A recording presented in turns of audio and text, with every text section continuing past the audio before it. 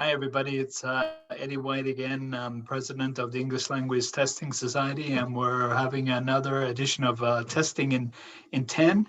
And today we're talking to a colleague and teacher from Japan. First, I'd just like to mention the sponsor for today's interview, and our sponsor is fellow trustee from the society, Dr. Christine Coombs.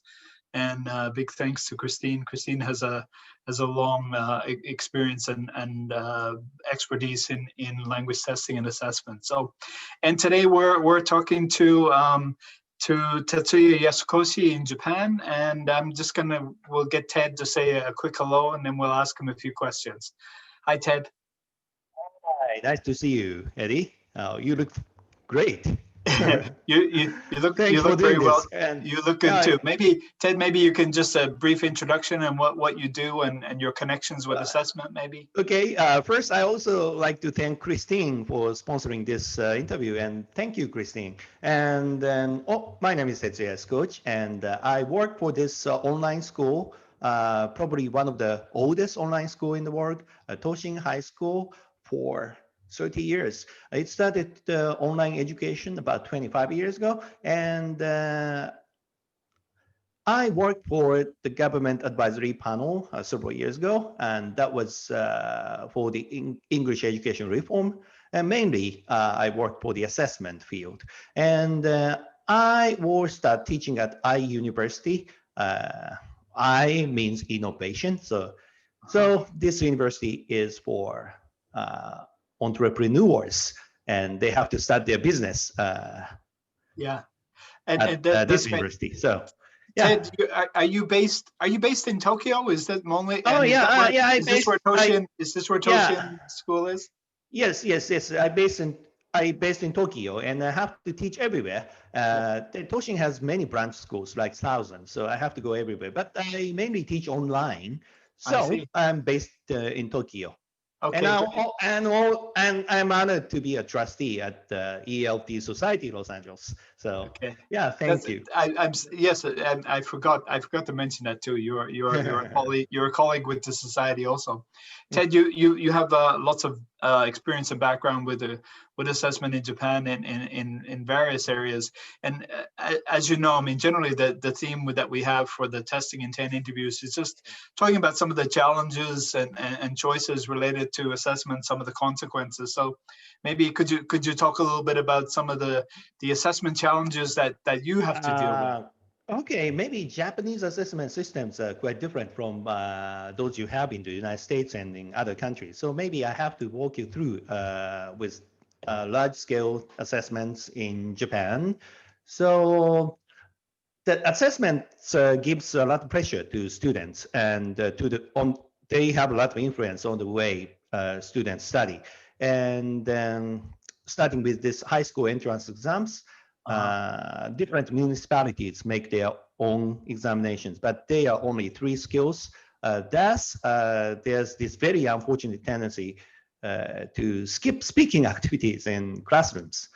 Sorry, can I interrupt there for a second? I remember from teaching in Japan, and I remember how important the entrance exams are. So you're saying that on the entrance exams for university, they still don't assess speaking skills? No. Maybe some universities, test speaking skills, but very few. And well, this is a typical question we see in high school entrance exams. And then, it's all in Japanese, sorry. And this is from the national survey. And the correct answer is she lives in Rome. And they get maybe 4 or 5 points to this answer, but they get 0 point for these answers, like she lives in Rome, and they get 0 point for these answers. So it's quite like black and white. So students always worry about small mistakes and small grammatical errors. So we don't mark the answers with rubrics. So that's one of the problems we have. I see. And I say how we mark students' answers strongly affects their motivation. So we only test 3 skills, and we mark the answers that way. So that is giving huge negative washback to the way they study. So that's And the Ted, problem. I guess in schools, it also has a big impact on teachers and how they assess their students. I guess they kind of follow similar tasks and do similar things as what is on the entrance exam. Yeah. Yeah. Now that you ask, I have to talk about university entrance exams. Some universities adopt 4 skills exams like ACAN. ACAN is a 4 skills examination, but most schools test 1 to 3 skills, excluding speaking. So national universities mostly test translation. Still test translation skills. And this is also giving negative watchback on the way teachers teach here in this country. You know, some Ted, teachers. do the just a question about the universities. Yeah. Do they accept like commercial test scores like ITEP or TOEFL or IELTS, or do universities accept those scores for entrance or anything? 90% of universities don't accept external exam scores like from ITEP, TOEFL, IELTS. So the government was trying to introduce all those tests into the entrance examination systems, but the academia said no.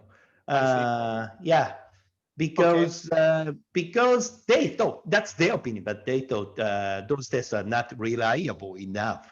I wonder whether it is true or not, but yeah. Okay, good.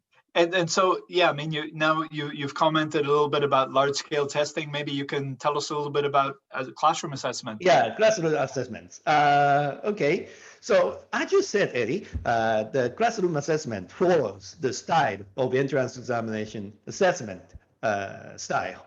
Because Japanese people get a lot of pressure to get into prestigious schools, and then so classroom assessments, so Japanese semesters are divided into 3 semesters, and then we have the first semester, second semester, the shortest one is the 3rd semester, and we have midterm exam and final exam.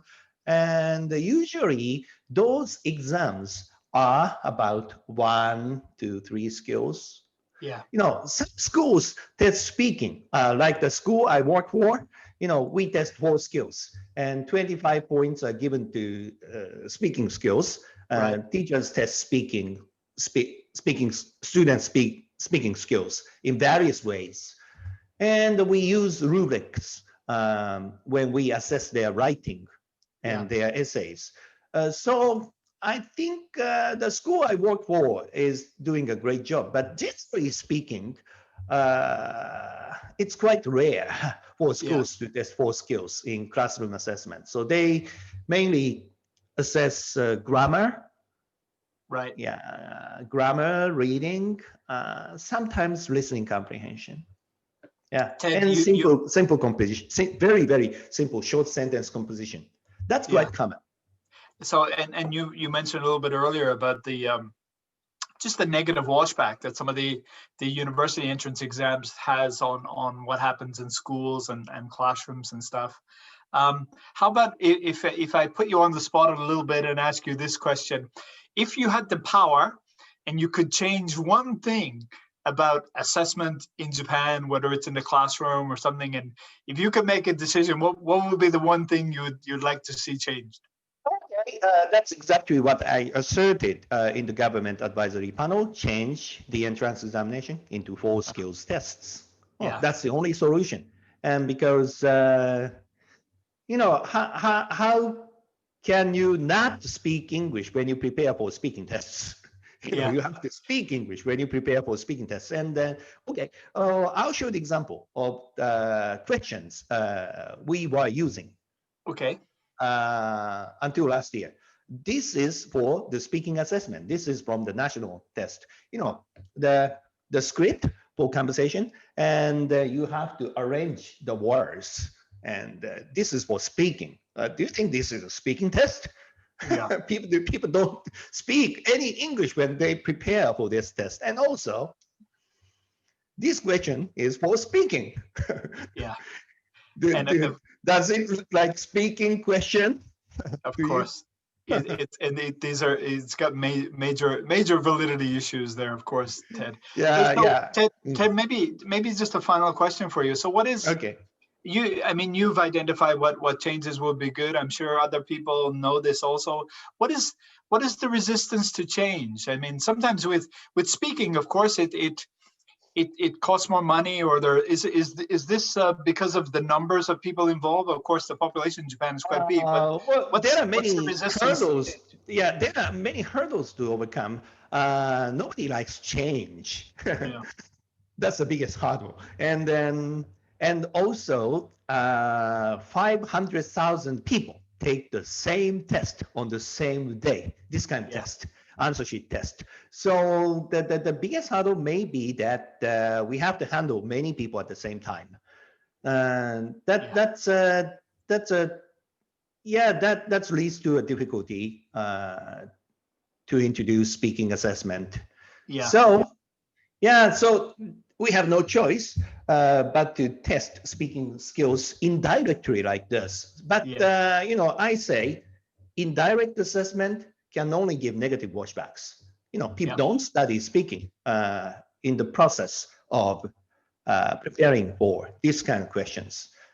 So I think core skills assessment should be introduced in Japan, and then government was trying to introduce these tests Right. in their assessment. And then, of course, speaking assessment has 3 types of questions, like response, description, presentation. I personally believe these questions could be used in classrooms when we teach speaking and students prepare for this test. In that process, they speak a lot of English. Right. So this is one thing I would definitely change. Ted, I think you have lots of great ideas there. I think it's time for the government maybe it's time for the government to invite you back and some of your colleagues and get some more input and some ideas about the changes. Yeah, and one thing I want to say is this: to succeed in your diet attempt, weigh yourself on the scale every day. So assessment is important. Speaking assessment, I think, is especially important when students want to master English, and no assessment, no improvement. Yeah. That's great, and that's a good. It's a good point to conclude on also, Ted. Many thanks for providing us with some of your perspectives about assessment and testing in Japan, and just a quick thank you again to Dr. Christine Coombs for sponsoring our interview today. Thank you very much, Christine. For supporting me. I really appreciate your support. Thank you. Okay. And thank you, Eddie, and for the wonderful interview and wonderful questions. Thanks, Ted. I'd like to see you Bye-bye. in Los Angeles next year. Yeah. Okay. Bye. Ted.